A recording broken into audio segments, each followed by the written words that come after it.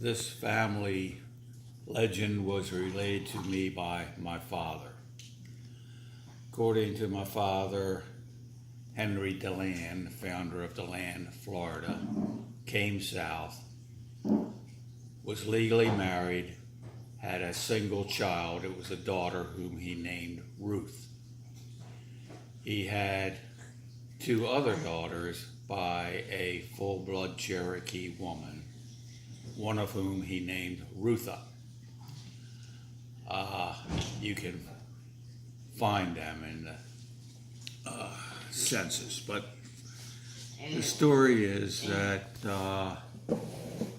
Henry never formally acknowledged his illegitimate daughters. I found them in the census as they were living in a wealthy man's home just north of Atlanta. I can't think of the name of the town right now, under the name of DeLand. My father, when he got in his early 30s,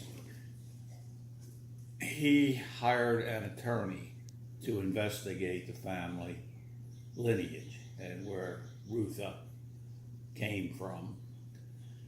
He came back from a sea voyage, was taking the train down south to see the attorney.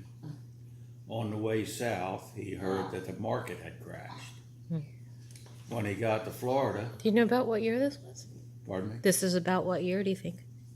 That would have been about 1929, a great market crash. He got to Florida and learned that the lawyer he had hired had died about 2 weeks earlier. And there they were in the Depression. So no further efforts could be made to try to track the family lineage. My guess is the mother, being a full-blood Cherokee in those years, was completely illiterate. And he could easily switch the name from DeLand to DeLong. And I'm pretty sure he did. There's a lot of DeLongs around this town, just north of Atlanta. Anyway, Rutha married Benjamin Perry Wallace. She died in about 1903 of tuberculosis. She was about 32. Tuberculosis in those days killed 1 out of 7. Obviously, it was almost always fatal. And that's the DeLand story that has been related to me.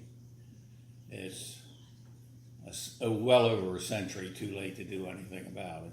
So that's what I know. Period.